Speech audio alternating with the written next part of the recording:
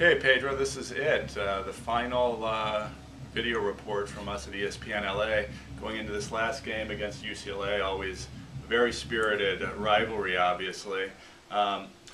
This particular year, neither team has headed to a bowl game. Nobody's ranked. UCLA is 4-7. USC is 7-5. To me, I would argue that that makes this game bigger. Neither team is playing for great goals, so there's that emotional goal just of vanquishing your rival and giving your fans something to cheer about. What about yourself? Around campus, is there a buzz about this game, or is it less than in previous years? I mean, I think you hit it spot on. It gives you a chance to salvage this season. And in turn, it also, with the loss for USC, it gives you a complete failure of a season in their eyes. I mean, you're talking about seniors who would end their careers with a 3-game losing streak, which is almost unheard of. I was talking to Michael Morgan yesterday. He said, the season we've had this year, I would have never come here as a freshman. I would have never come here. And I mean, 7-6 record. How are they going to beat, out UCLA, Stanford, Cal, those schools for recruiting kids? How are they going to do a lot of things the next year? It's going to be a big implication if they lose this game. And I think USC knows how important this game really is for them. Yeah, that's a very interesting comment, particularly if they were to, lose to Notre Dame, then you lose to UCLA. That would really be a downer around here.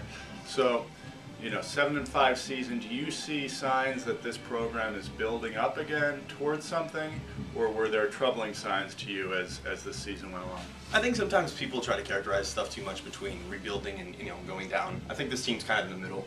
I don't think this was truly a rebuilding year, and I don't think this was as horrible a year as it could have been. I mean, it's pretty bad, yeah. 5 losses is pretty bad.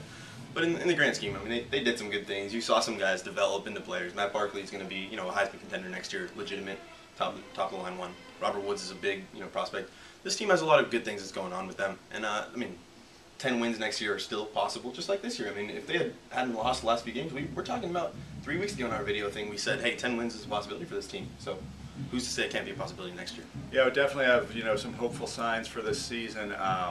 So many guys come back next year. I think 16 starters on both sides of the ball. Obviously, Matt Barkley coming back for his junior year is huge.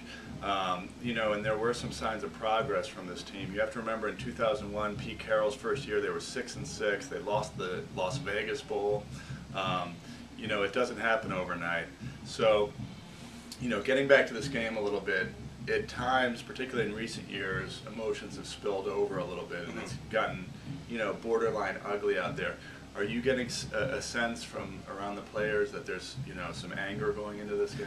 Definitely. I mean, you asked Malcolm Smith that, and because Lane Kiffin has said, UCLA is a players' game, Notre Dame's a fan and booster and alumni game. It's true. I mean, the players agree that it's true.